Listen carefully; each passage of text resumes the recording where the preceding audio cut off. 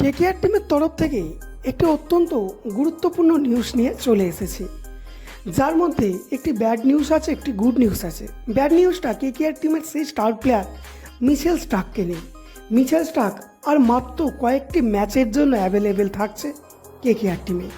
তো সেখানে কেকেআর টিমকে অনেক সমস্যার মুখে পড়তে হবে। তো আজকের ভিডিওতে জানাবো মিচেল স্টার্কের সাথে কী এমন ঘটেছে যার কারণে আর মাত্র কয়েকটি ম্যাচের জন্য অ্যাভেলেবেল থাকছে, এবং কী এমন গুড নিউজ আছে যে মিচেল স্টার্কের মতো প্লেয়ার ফিরে যাচ্ছে, তার সত্ত্বেও বলছি একটা গুড নিউজ আছে কেকেআর টিমের জন্য, সেটিও জানাবো আজকের এই ভিডিওতে। তাই ভিডিওটা প্রতিটা কেকেআর ফ্যানের জন্য অত্যন্ত গুরুত্বপূর্ণ হতে চলেছে। কিন্তু তার আগে তোমাদের কাছে একটাই রিকোয়েস্ট, তোমরা আমাদের চ্যানেলে প্রথমবার হলে অবশ্যই চ্যানেলটিকে সাবস্ক্রাইব করো, কারণ কেকেআর আইপিএল রিলেটেড সমস্ত কিছু লেটেস্ট ভিডিও তোমরা এই চ্যানেলের মাধ্যমে সবার প্রথম পেয়ে যাবে। দেখো বেন, সিএসকের এক প্লেয়ার আছে যার নাম মুস্তাফিজুর রহমান। তো যে পার্পেল কাপের এখন সবথেকে বড় দাবিদার, সেই মুস্তাফিজুর রহমানকে বাংলাদেশ বোর্ড এখন কড়াভাবে নির্দেশ দিয়ে জানিয়ে দিয়েছে তাকে দেশে ফিরে আসতে হবে।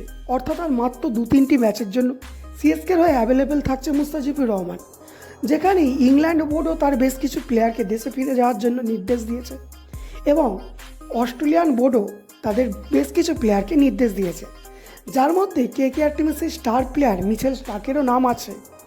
তো মিচেল স্টার্ক যদি এখন কেকেআর টিমের জন্য সম্পূর্ণ আইপিএল না খেলে নিজে দেশে ফিরে যায়, সেক্ষেত্রে বড় সমস্যার মুখে পড়তে হবে কেকেআর টিমকে। কারণ এক তো কেকেআর টিমের কাছে কোনো ব্যাকআপ বিদেশি ফাস্ট বোলার নেই, দ্বিতীয়ত মিচেল স্টার্ক খুব একটা ফর্মে চলছে না।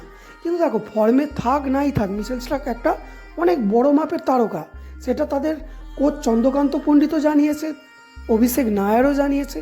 যে অভিষেক নায়ার তো জানিয়েছিল যে মিচেল স্টার্ক এমন এক প্লেয়ার, সে যে ম্যাচে চলবে একার দমে কেকেআর টিমকে জিতিয়ে দেবে।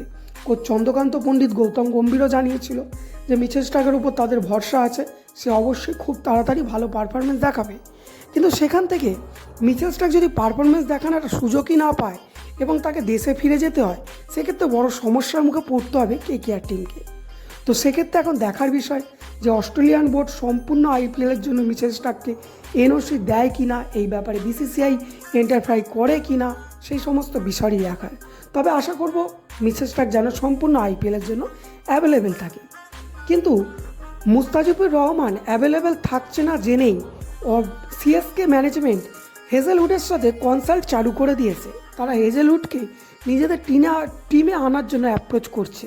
সেখানে কেকেআর টিমের হাত গুটিয়ে না বসে থেকে অবশ্যই কেকেআর ম্যানেজমেন্টেরও হেজেলউডকে নিজেদের দলে নেওয়ার জন্য অ্যাপ্রোচ করা দরকার। কারণ এক তো কেকেআর টিমের কাছে বর্তমানে মিচেল স্টার্ক ছাড়া ভালো বিদেশি বোলার নেই, তাই অবশ্যই যদি মিচেল স্টার্ক কোনো কারণে দেশে ফিরে যায় হেজেলউডকে দিয়ে সামলাতে পারবে। দ্বিতীয়ত মিচেল স্টার্ক ফর্মে না এলেও হেজেলউডকে দিয়ে সামলাতে পারবে কেকেআর টিম। তাই অবশ্যই ইমিডিয়েট কেকেআর টিমের হেজেলউডকে নেওয়ার জন্য অ্যাপ্রোচ করা দরকার বলে মনে হয়।